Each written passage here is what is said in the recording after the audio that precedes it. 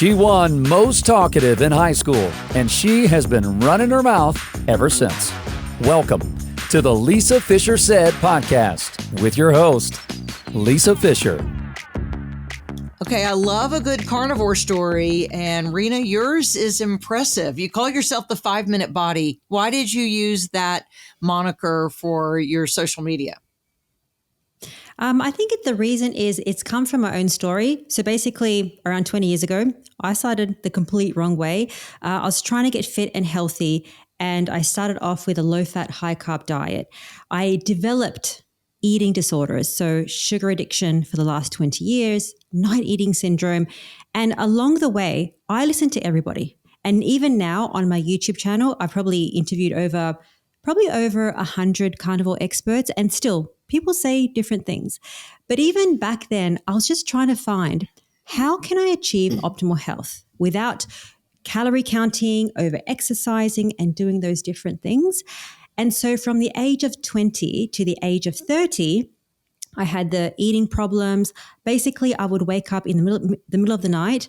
I would eat the portion that you would eat during the day.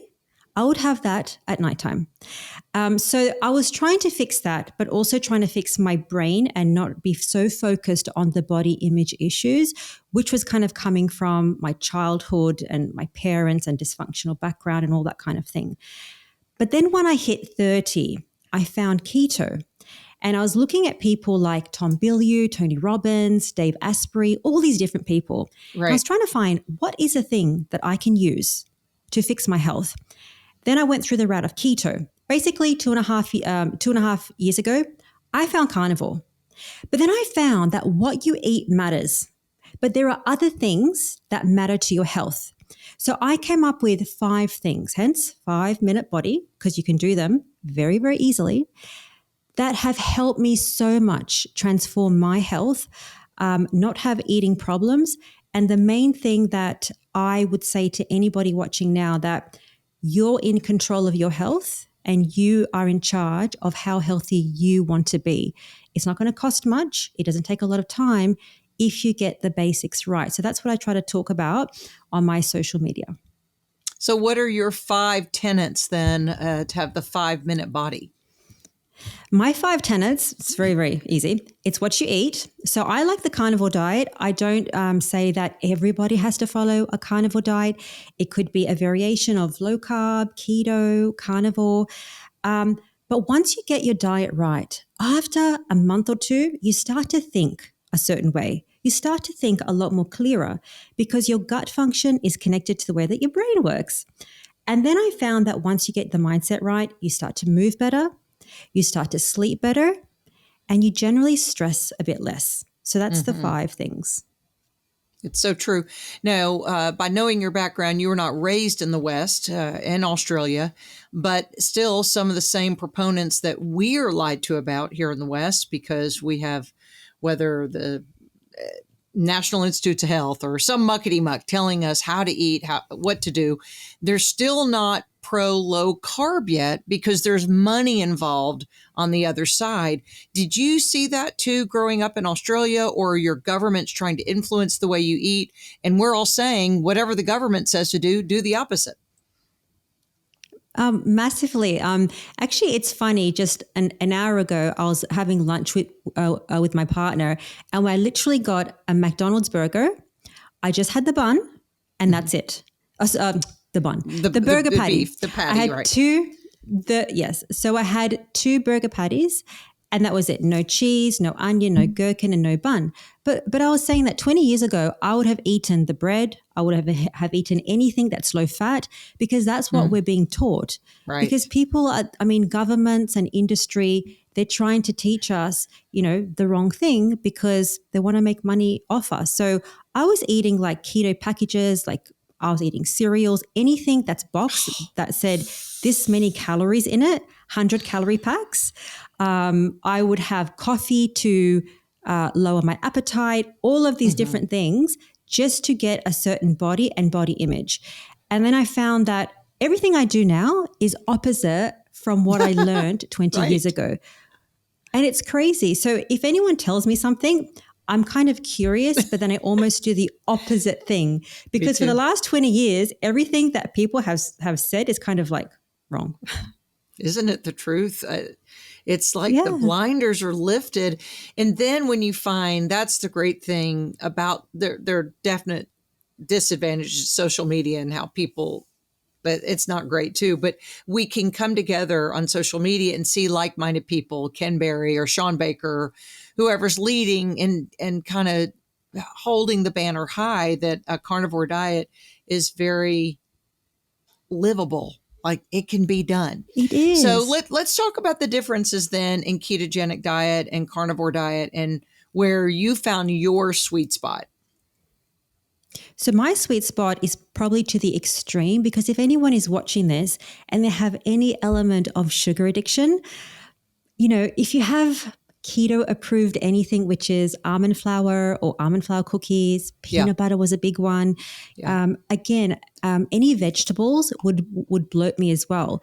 And the reason for that is when I was doing the keto or trying to be healthy, I would literally get a whole jar of stevia and I would eat half the jar of stevia because I'm thinking this is 0 calorie. Oh, it's fine. And it was 1 teaspoon. It was another teaspoon. And then I would dip that teaspoon in peanut butter because I thought, peanut butter is healthy. That's fine. So anything that was low calorie, I would just eat because I think that's fine. So to answer your question, for me, carnivore, it works for me because I'm an all or nothing personality. So I have a little bit of something. It could even be dairy. And the next thing you know, I'm having something I really shouldn't. It goes to milk. It goes to more dairy. It somehow leads to sugar. So I keep the boundary very strict in terms of eating fatty meat, eggs, and butter. And I usually just stick with beef and butter. But for other people that don't have a background of sugar addiction, maybe they just want to lose some weight. They just want to heal some inflammation. Low carb is a really good starting point just to understand how your body behaves and how you can function when you lower the carbohydrates. And then having an experimentation around, okay, what does keto feel like? And what does carnivore feel like? There's no one way that everybody has to eat, but there is a way that people can find what works for them. When you were talking about getting up in the middle of the night to eat, now we understand the brain chemistry involved. We understand that Dr. Fung says we're hormonally wired to eat and to stop eating. Jason Fung, the father of intermittent fasting. So now that you know, Rina, about the brain, what do you think was spawning that middle of the night compulsion to eat? Was it the fact that you didn't satisfy your fat and protein needs during the day? Was it because sugar, as we know, what goes up must come down. Sugar goes up, then it comes down, then we want more sugar. What was it for you, do you think? I think it was definitely what I was eating, but I'd also attribute it to my childhood. I think that a lot of people that I work with, if they have any degree of dysfunctional upbringing, a trauma, or anything that has majorly happened in their life, we tend to emotionally eat or have a pattern of disordered eating. And although I wasn't feeding myself nutrients, I think the waking up at night was just to nurture my inner child, was just to say to myself, Rina, you are loved and you are nurtured, because I never got that as a child. I never got validated. My dad walked out when I was 7. My mom was never around. My sister was going through massive, huge problems. And so I was alone trying to bring up myself.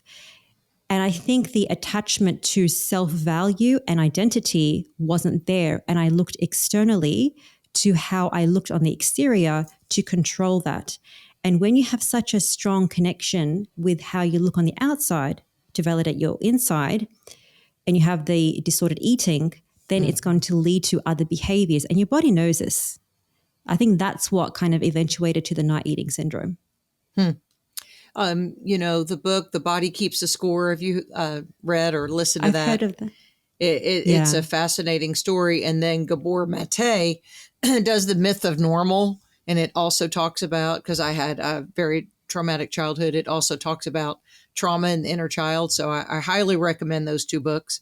I have them both on Audible just because hearing them, Gabor does not do his narrating, but hearing somebody narrate it, it just can take your mind and I don't know, help you work through some things. And we also know that adrenal dysfunction also will cause a middle of the night awakening, which can also be from trauma. I mean, I think people forget, Rina, how holistically we are made.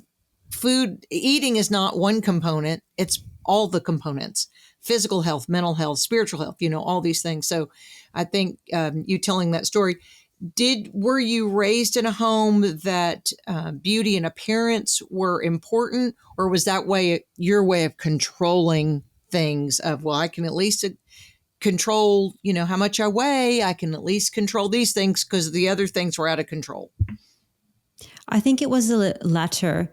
I can't even recall my dad being in the home, and I can't even recall my mom, being a mother at all. Yeah. So I think that the control was, and because my home was it was a lot of chaos. So my sister I won't go into it, but there's just like so many different bad things that would happen. And I think that it wasn't about vanity or beauty, or I saw that as a child.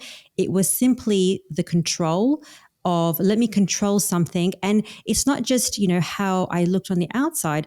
I would have major OCD. I would try to make my room or my exterior so perfectly clean, and that if anybody touched it, it would cause me so much anxiety.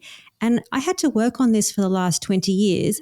And even still now, it's not totally cured, but I'm a lot more relaxed and I know how to handle myself in situations that I feel stressed or I don't feel in control. And I think a lot of people, especially these days, they have these issues of not feeling in control, and they'll go to different things, whether it be eating, tobacco, smoking, all these different addictions to soothe themselves. Oh, for sure. Oh gosh. I mean, all of those things, all those things. Yeah. Where does alcohol then play into your daily consumption as a carnivore? Do you consume any alcohol? No, I don't consume alcohol. My dad, my mom said that my dad was a alcoholic. So that's probably a reason why I never started to drink alcohol. But on top of that, he has developed Alzheimer's, which is he's progressively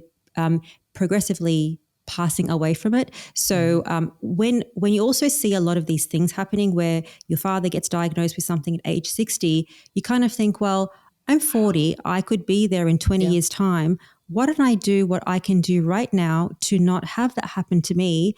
And the best way that I can think of is the carnivore diet. The best way that I know how to live, have great energy, not have brain inflammation and all the rest of it is to eat the lowest inflammatory diet. So the highest fat foods gave you the slimmest body you have, right?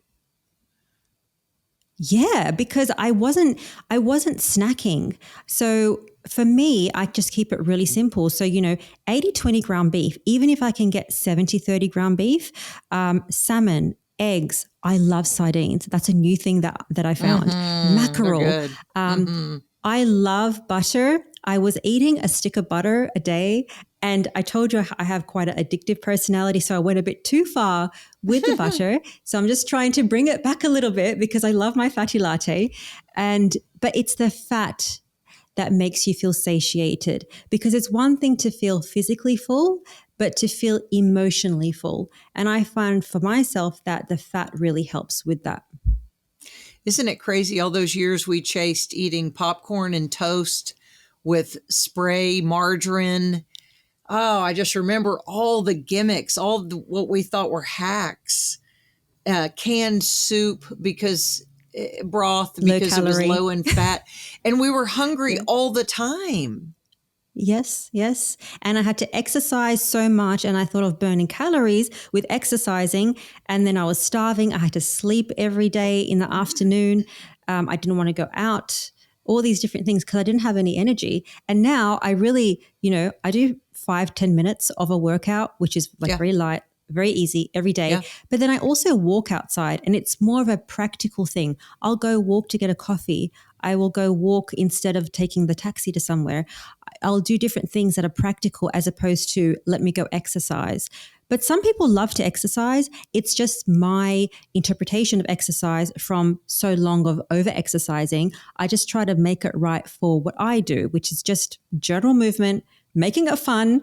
Anytime I can listen to some music or listen to an inspiring podcast, I will do it and just make it really easy. So there's no excuse for me not to actually do it.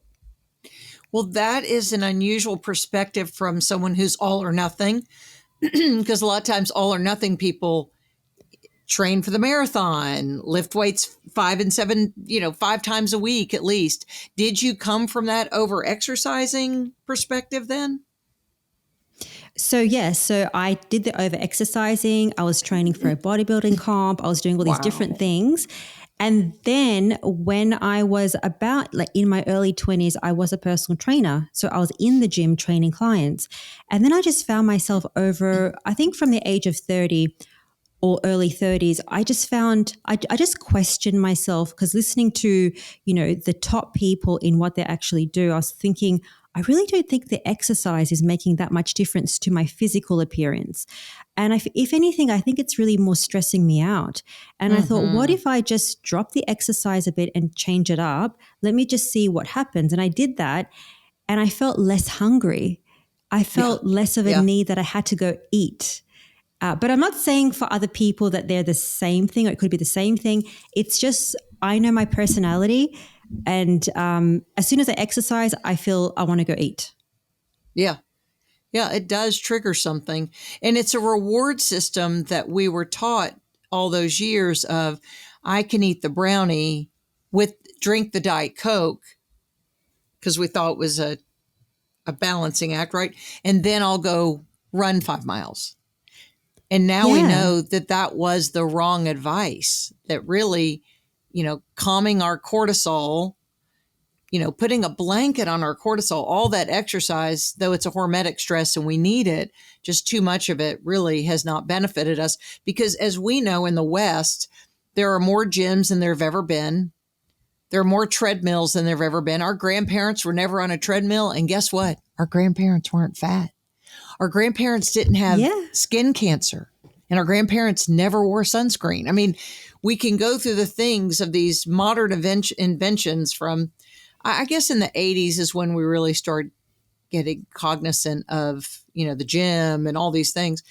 And it hasn't benefited us. That when we go back to the basics of what you're doing, of eating a stick of butter and do you eat bacon? Well, I don't want to say a stick of butter to everyone because people take it quite literally. And they watch me on YouTube and then they start eating that. I said, no, don't eat that. Like, you need to work your way up if it's right for you. Yeah. So I'm very mindful of what I say and that I do it. Maybe it's not right for you and you have to experiment with what is good for your own circumstances. I think you have that is your view is because it sounds like you came from either an eating disorder or disordered eating. And anyone in that camp is so influenced by what people tell them that this is the Bible. Rina said, and I need to do it. So I think you're telling people, and it's true. It's so individual. What works for you may not work for me, may not work for Ken Berry or somebody else. We look up the steak and butter gal, somebody else in our big community of meat eaters. It is very specific. Do you eat bacon though, as part of because Dr. Kiltz always says he does B.B.B.E, bacon, butter, beef and eggs. Am I saying that right? Bacon, butter. Yeah. Bacon, butter, beef and eggs. Does and a bit of ice cream from time to time. And he does. Right. That's right. He does from time to time, he says. Do you eat bacon too? I do. Because I live in Turkey, I can't get that much bacon. So when I get bacon, I love it. On a beef patty, I absolutely love it. I do use bacon as a side. I'll use eggs as a side to a meal, but usually I'll go for the beef because I know from an emotional level, I feel full of eating fatty cuts of meat. So it could be lamb, it could be beef. That's the main two. It could be salmon as well. And then anything else I would add as a side. I wouldn't really eat bacon as a meal. I don't really do that. Yeah. Yeah. I could see you'd need some variety. It's a good appetizer. It's a good thing to start things It's off. fantastic. Yeah. Have you tried bison? I see that now we have, in the West, we have Costco, or I don't know if Costco's in Europe. Is it? We don't have Costco here. We just have a local grocery store here. But I have tried a bison burger. It's quite nice. As you can see, all I do is eat burgers. But Yeah, good. It's working I've for tried you. a bison burger. Oh yeah, fantastic. I mean, it's so easy. And the great thing about having a burger is that the portion is already there. I see a lot of carnivores that when they start this kind of lifestyle, although you don't have to potentially track calories, I think that understanding how much your body actually needs as opposed to how much you actually think you need. And when you have a certain portion, then you can actually understand how much you need for thriving and how much is just a little bit emotional. So that's why I love burger patties. Okay, that's a good way to put it. I feel like because the way our satiety hormones fire, cholecystokinin and some, leptin, some other things, there's a shut-off valve eating carnivore. Because though I have the burger patty and I might have 2 eggs on my plate, and I don't normally have dairy, but let's say I had a piece of cheese on it. I would, if I eat about halfway of that, all of a sudden I'm full, Rina, and I have to put my fork down. Like it's a shut off. It's like in your car and it clicks when you have too much gas. When the gas is full, the tank is full. My tank gets so full that as an intermittent faster, so I've been intermittent fasting since 2017. I started carnivore in July of 2022. Before then, I would eat like a meal and a snack, right? A meal and a snack. Now that I'm carnivore, I kind of eat 2 meals because I can't eat the big meal I used to eat at lunch because I get full so easily. So I eat and then I really put it away. I don't eat everything on my plate. And then maybe at 5 or 6 o'clock, I try to eat early. I'll have maybe a couple more eggs and some more beef or something. But I get full. My girls, we just traveled to New York and just got back. And they were saying, Mom, I mean, you eat like a bird. I go, no, birds don't eat steak. So a bird eats, worms and light food, but I eat well. It's just I get full so easily. Don't you find that? I do. And I see that a lot with my group as well, because I have a lot of women that are, plus 40, plus 50, plus 60. Yeah. So what they usually see is that when they do carnivore and they take out the junk, they say, oh my God, I'm so full on far less. And am I eating enough? That's the question. Yes. And I said, you are eating enough because what you're eating is so nutrient dense. The other question is, how come I don't go to the bathroom as much? Well, when you don't eat that's a that great much question. Waste foods. Yeah. So there's all these different things, but specifically for women that are, 40, 50 plus. Mm-hmm. Actually, I say to my partner, I'm training for menopause. I am going to fly through menopause. You really will. I will say you're going to have, I do know this, you need hormone replacement as well to partner with it, bioidentical hormone replacement as well. But I wish, I'm 60, so I wish I knew at 40 what I know now, because that is when I had my first weight gain. My thyroid started to burn out, which is so common. My progesterone started to dip, which is the way God designed our bodies.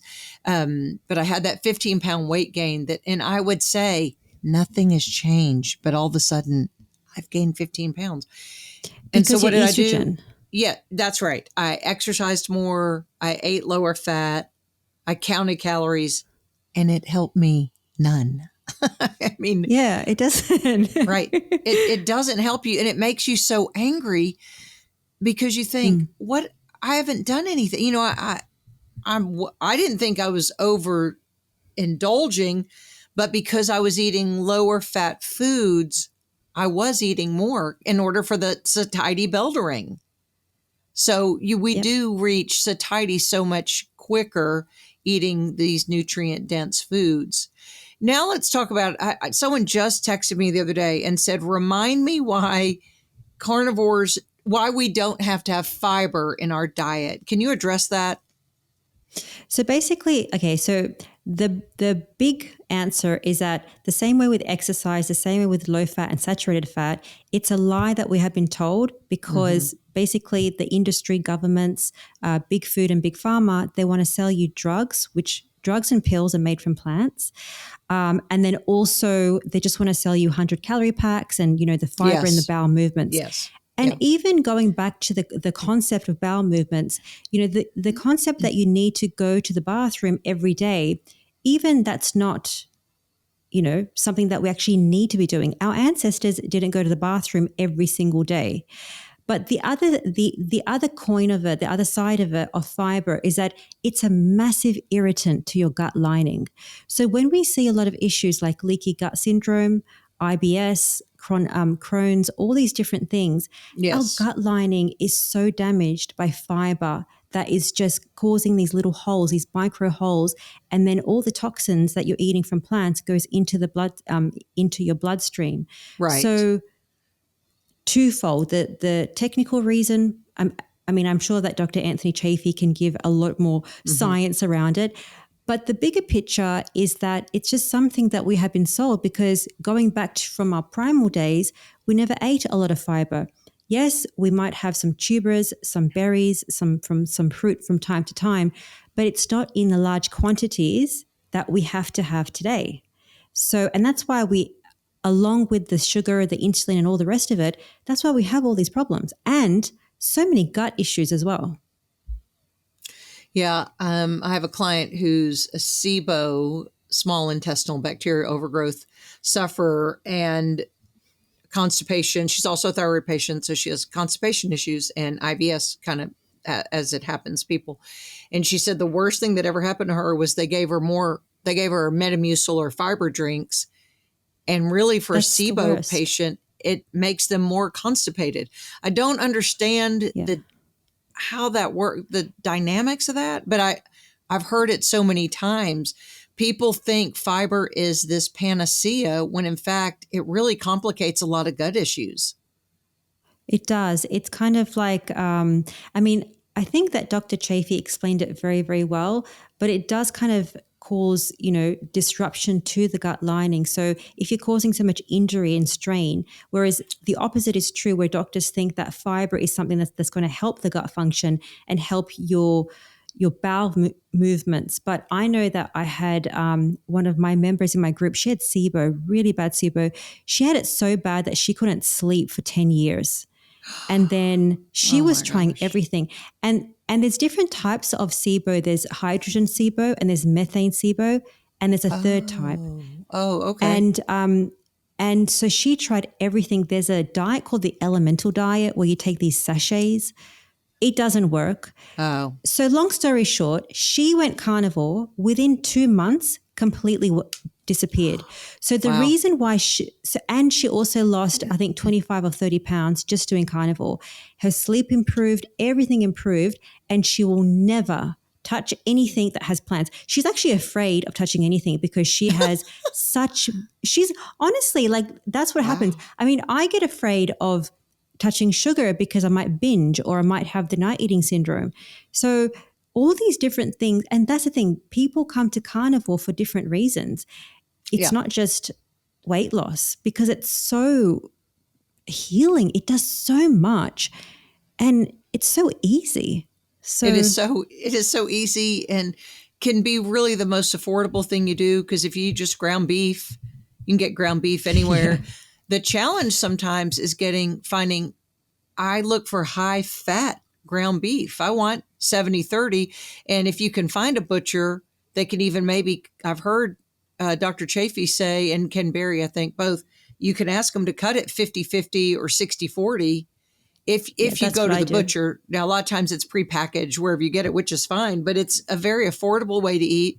It does bring on satiety so easily.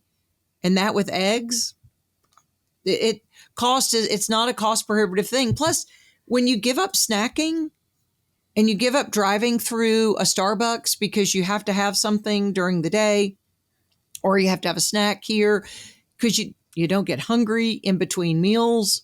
I just saved you a lot of money, people. Just Starbucks is like Starbucks is what, like $6, $5, $7 for I was a in New York, beverage. It's and just, I'm not a coffee drinker, but one morning, I kind of opened my eating window early, and so I tried to get a high fat tea with.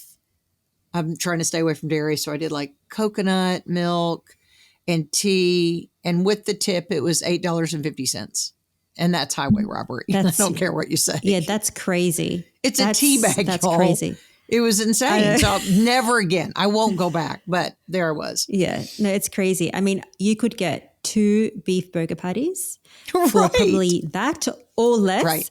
and it Yeah. would probably fill you up for, half a day, as opposed to the, Starbucks. So Yeah, each to their no, own. it's insane. Such a racket. And a lot of people in the health space, I mean, my friend calls Starbucks the McDonald's of coffee. It's just junk with junky ingredients, and it doesn't benefit your health. But now you can go to McDonald's though and get the hamburger patty, or Yeah. here in the US, people get In-N-Out Burger or Five Guys or wherever you're going. You can definitely get the patties, and you can fill up on that. So do you not have cheese at all in your diet? You've chosen no cheese? I try not to, because I find that I break out the next day. So I'll get like pimples. I break out Is that very, very easily. right? But I love dairy. Yeah, me too. That's something I've eliminated right now, just trying to mitigate some autoimmune conditions. And that is, different things bring us to carnivore. Mine is definitely autoimmune. Trying to calm some things down. I think I've just had a little flare up just with more vitiligo and some other things. And again, traumatic childhoods can push autoimmune conditions later. I mean, I understand the connection there. So what was the real push for you to get you to carnivore? You were doing keto. So was it to get rid of the sugar addiction, or was it to mitigate autoimmune conditions? I think I listened to Dr. Ken Berry's, one of his videos about, well, what happens if you have meat? I was like, what? Like, I never used to eat beef or red meat when I was keto. I thought, oh, really? red meat Why was and that? beef, I thought it was unhealthy. Because you were lied to. Yeah, Yeah. I get it. I was eating chicken, salads, I would have a bowl of salad, like a massive bowl of salad. I would have avocado, all of the healthy things. But I was still Righteous, hungry. right. I was eating, yeah. And then I listened to his video, and it really made sense. And then he said, it's such an easy way if you want to lose weight. And mind you, my brain was geared on the weight loss, the fat loss, even though I didn't really have much weight to lose. When I went carnivore, I lost 25 pounds without the exercise, honestly, Wow. I didn't try. And the beauty about life is that when you don't push for something, the universe gives you what you need when you need it. But when you're pushing for something, it's really hard. Like if I try to push my partner to marry me, that's going to be very hard. I'm Yeah, joking. right. Yeah. You might push him the other way, But it's right? when you exactly. So it's when you just relax, let things happen. But that video really changed it, and I just thought, let me try some beef. And I What did. year was that? And I felt great. That was, I've been strict carnivore for a bit over 2.5 years. So that was like around 2020 or 2021, 2020. So are you more of the lion diet? Michaela Peterson she just does beef and salt, right? yeah. Some people I know people listening right now are going to wreck their cars. Some people just eat beef and salt. That's all they eat. And they turn around their health in ways that is jaw dropping. Like her health transformation is jaw dropping. The other people. So, and again, we don't benefit from this financially. No one's getting rich from what we're telling you. So we're not trying to manipulate you. I'm just trying to tell my listeners that this actually does happen for people that turns their health around. So in the lion diet, just beef and salt then? Beef, salt, and water. And water. Okay. And so yours isn't much more than that. Well, I have bacon sometimes. Sometimes. I have eggs, like 1 or 2 a day. Or, Okay. and then I have butter every day. I have a fatty latte in the morning every day, but the rest is beef. That's great. Do you get one thing that I noticed a few months ago, because I've been doing this almost a year, a little palate fatigue, and I got tired of chewing and chewing and chewing. So did you ever notice that and you needed some variety? So is that meat aversion or is that chewing aversion? No, it was more of a chewing aversion, and I went to chicken wings that I cooked here at my house, and are fried in lard just for the variety. I got ribeye steak is great, and I was having one every day, but I almost got tired of it. Now that I haven't had it in a week or so, now I want it again. But it was more of that. It was the palate fatigue of I just need some variety. Are you a moderator or are you a abstainer? I don't know. Am I either one? I don't even know. A moderator is somebody that kind of needs a bit of variety and can't just do like doing carnivore, but they need that variety. I need to try different things. I can't just stick with one thing. I'm a moderator. Okay. I'm not an all or nothing types. And I'm not an all or nothing personality. Like I'm never one way because I'm always going, what are they doing? I'm afraid I may miss something. I may be missing out. Right. But I understand. FOMO. So you then are abstainer. You're an all or nothing, right? Yes. So it's interesting to see different personality types because then you know what is right for them. So if you're a moderator, well, doing lion diet is just really, really hard. You would want some variation. You want some different textures. For sure. You would want deliciousness every single day. For me, being an abstainer, I can eat the same thing. I probably need 2 things, not just one thing. I did the lion diet. So to answer your first question, I did the lion diet for 30 days and it was just beef. And I really felt like, wow, I'm getting really sick of beef. And when you eat the same thing all the time, you eat less of it. And that's when you actually get your true sense of hunger because you don't have any variation. And that's how, so there's a benefit to it, but then you get really bored of it as well. Are you glad you did it, the 30 days? Oh my God, I felt amazing. Whenever I eat beef, I feel fantastic. But then when I feel a bit stressed or I feel tired, I'll reach for butter because it's the fat that I want and I just eat butter, like, small amounts of butter. Yeah. But when you just eat fatty beef, there's something about it that you just feel phenomenal. So I loved it, but I was very happy to go back to eat other things. Yeah, just some other things.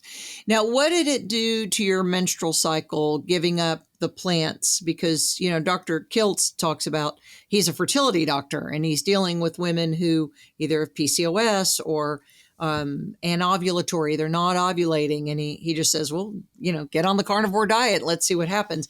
Did it change your cycle at that point? It didn't change my cycle. I've always had a very regular cycle. So I'm blessed from my mom that, 28-day cycle all the time. Good. I've never had problems. That's great. In that area. I've just always had acne from now I don't have acne, only if I have dairy. So it's definitely a food sensitivity because, a lot of women are dealing with acne because of polycystic ovarian syndrome. One of the symptoms besides anovulatory or irregular period is cystic acne, facial hair, because too much testosterone. So it sounds like your hormones were regulated.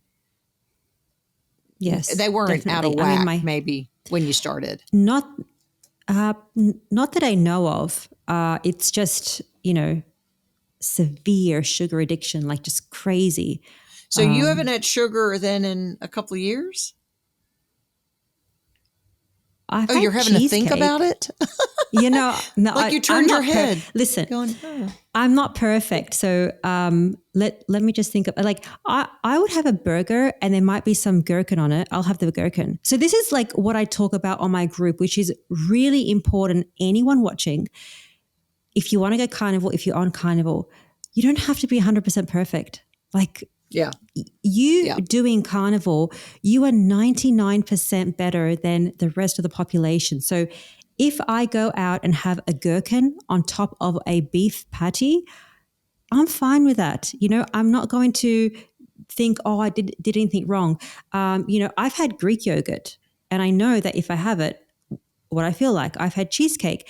But I think the difference is that when I choose something, I'm choosing something that has the most fat. Yeah. Always. Yeah. And I try to have something that has the least sugar. And I know that and if I can, I'll just choose dairy because I love dairy.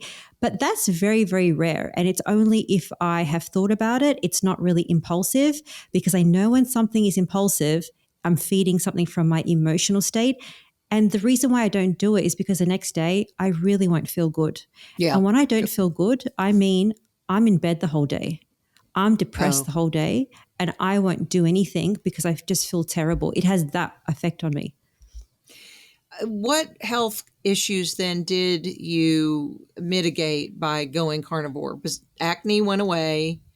You're prepping for menopause, which I think every woman, after 35 should look at it that way. But what are some other things?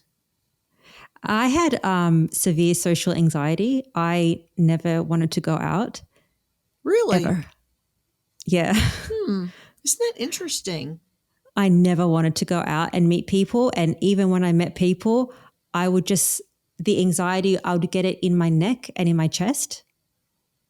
And that kind of went away. Or I just had an openness to want to chat to people, especially if you're carnivore and you're into growth mindset and wanting to, do great in life and have a happy life. I really want to talk to you. And I love that kind of thing. But, just going out and talking to different people, I would just feel very uncomfortable about it. My OCD has really gone down. It hasn't completely gone away, but I don't fixate on things. Like I used to fixate if something is not straight or if something is not perfect. Yes. I don't do that anymore. Depression. So it's a lot of how my brain was working. So my mental health has just dramatically increased. My inflammation in my stomach. So I would get so bloated that I would look like I'm 3 to 4 months pregnant when I'm eating keto things. That went away. And I think that's it. What do you think the keto things were then that would inflame you? Those almond flours and things like that? The vegetables as well. Oh, and the vegetables, vegetables like just kill me. Yeah. Actually, like one of my friends said that maybe you have SIBO or some sort of gut issue. And I said, yes, perhaps you do.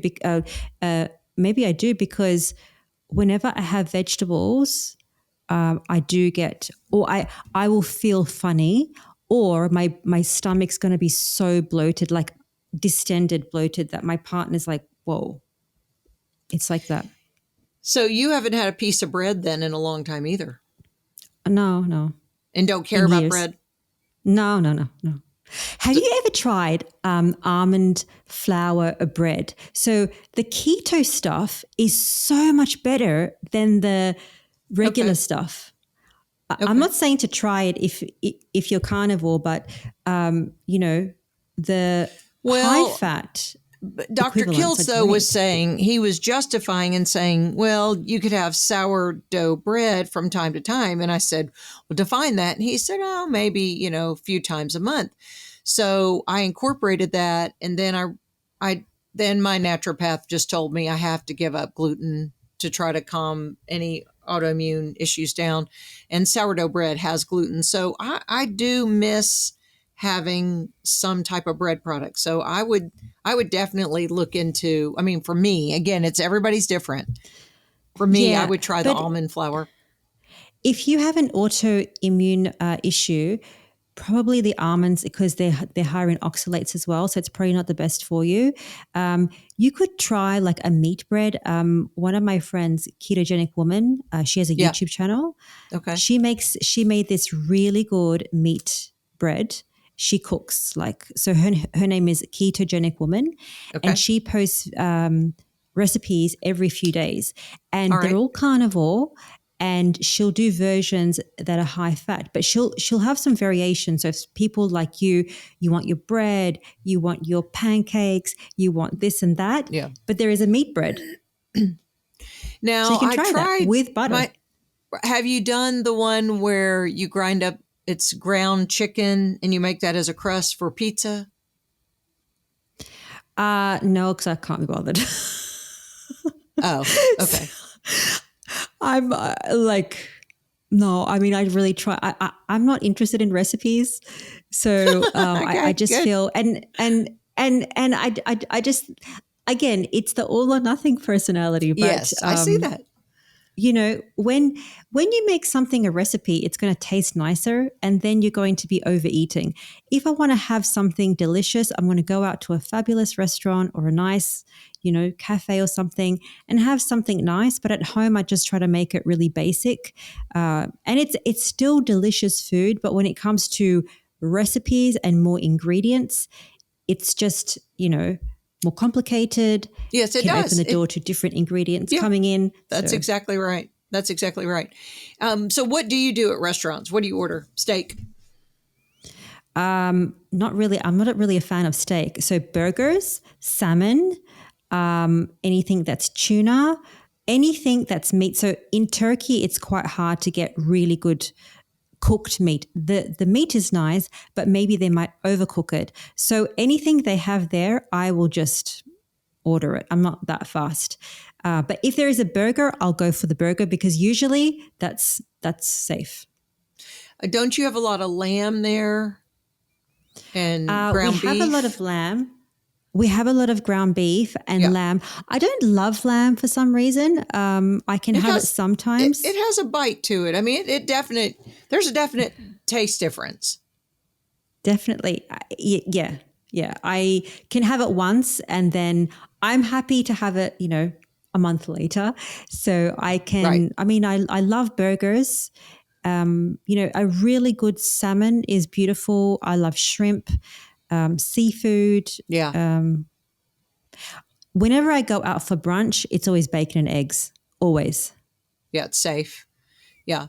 That's Because there's bacon, so I can have bacon. absolutely. And they're eggs. I That's love to bacon. me, it's a safety net for carnivores is that there's never a place I go that there's nothing to order because every restaurant typically has ground beef. So I could have a patty, or if they have a breakfast or anything, they have eggs. So, I don't ever find myself, people say, well, where are we going to eat with you? What are you going to do? I said, I can always find something.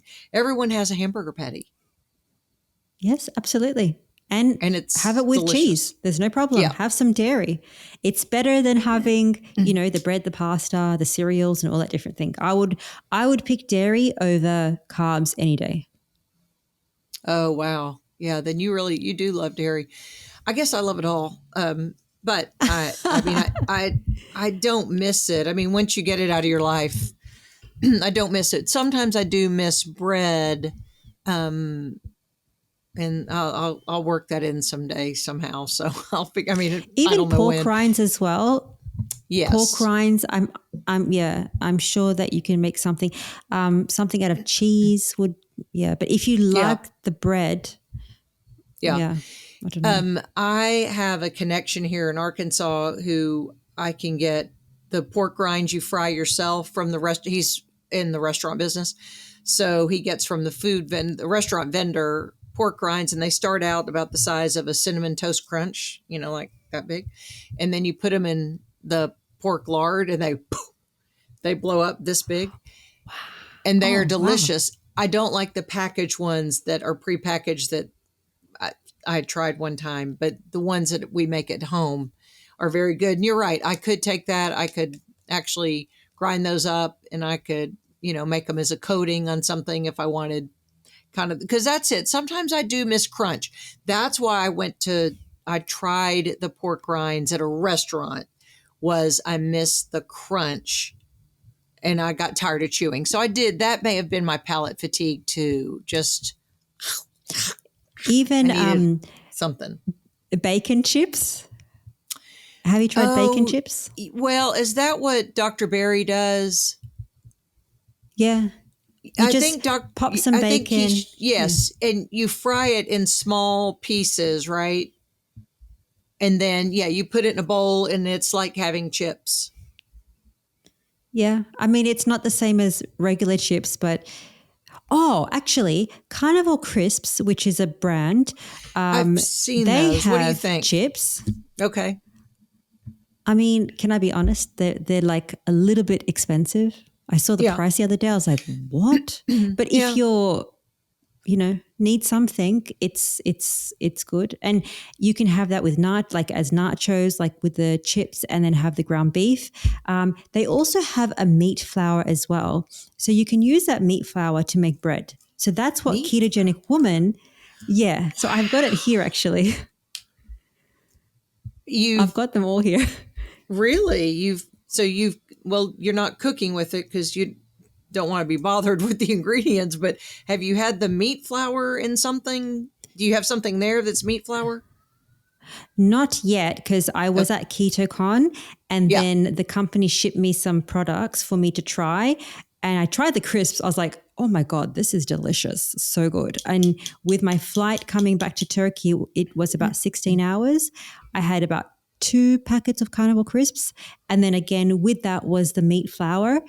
I haven't tried it as yet, but definitely the bread recipe from Ketogenic Woman, I think I might try it. Okay. Or maybe I'll get my partner to make it. I don't know. Now, was KetoCon the one in Austin, Texas? Yes. It was so much fun. What did you think? What did you think about the South? I loved it. Okay, let me just say, this brisket in Texas, the brisket is phenomenal. We went to this place, I don't know like what it's called. It's the most famous brisket place in Austin, Texas.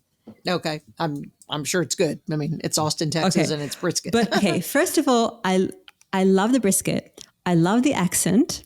I love the people. I was like, I want to live here. And then I was so sad to come back to Turkey.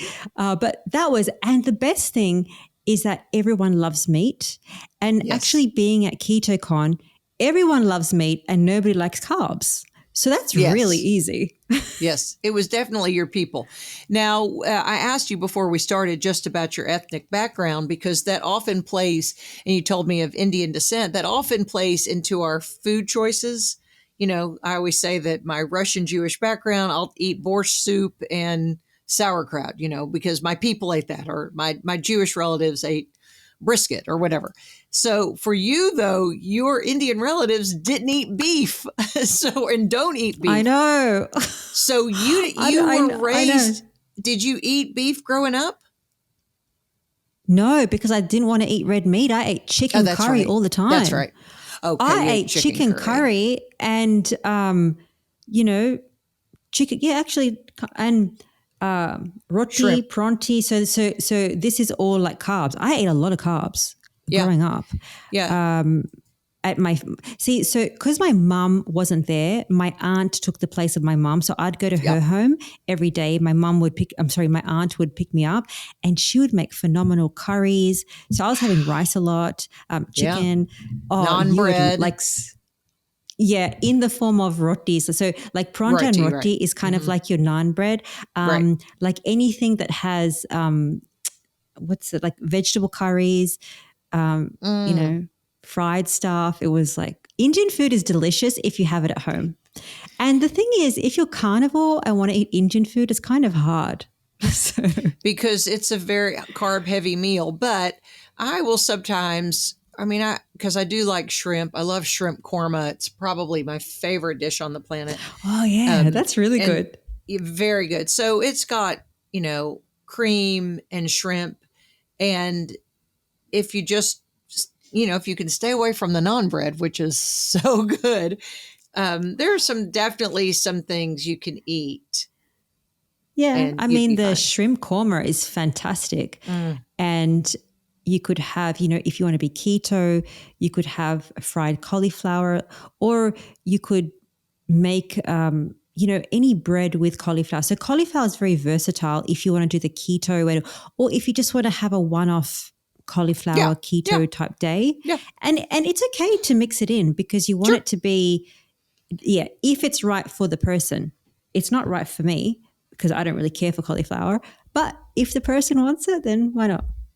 Well, it's anything to keep you compliant and reaching your goals. And I think we can all agree insulin is too high around the world, around the globe, not in the carnivore community or probably the ketovore community. But whatever helps you reach your goals, and food is definitely the way we reach our goals. It's not, exercise is just a component, but as you and I know, there's sunlight that's important. There's sleep that's important. Oh my God. I feel like sunlight and sleep is so much more important than exercise. I do too. And I will, if I'm tired, I don't want to exercise. I'm just going to have a nap. Because your body needs the nap. Yeah. We're recording this. And I used to push myself to exercise. Yeah, we're recording this at 7 a.m. And so it's summertime, so the sun's coming up. So before I came in here to my studio, where there's shoes behind me, studio, I went outside and had sunlight in my eyes first to let my retinas know and my brain know, to make that morning cortisol. I mean, it's something I talk about so much on my social media. People kind of make fun of me because I'm always saying, but it's so important. It's so important. I love it. We've been told that big fireball in the sky is dangerous. We were told to put sunscreen on and to wear sunglasses. Those are lies, people. I mean, your eyes. I used to buy so many sunglasses. I don't even use them. Same. For the fashion and all that. And I'm just like, well, no, actually, I want to look up at not look directly at the sun. No, but just to get sunlight. That sun Yes. In fact, I've strengthened my retinas. I also do red light therapy, and I think that's helped. But I've strengthened my retinas that I'm no longer, I used to be like this out in the sun. I couldn't stand it. I was so sensitive because I was not accustomed to it. But it finally strengthens your eyes. Rina, you're fabulous. Thank you so much for doing this podcast. Is there anything we'll send them to your social media, 5 Minute Body. Okay. And then if they can get in one of your groups, they can probably sign up through your social media. Yes, that's right. It's just a group mostly full of women. We're doing challenges every single month just for people to stay on carnivore, stay on track. So the next one starting in June, it is protein sparing modified fasting. So we're going to describe what that is and why people need to try it. So that's starting in June. Perfect. Thank you so much, and keep eating meat. You too. Thanks, Lisa. Thanks for listening to the Lisa Fisher Said podcast. Be sure to hit subscribe and download all the episodes and leave a review, won't you? The Lisa Fisher Said podcast is produced by ClantonCreative.com.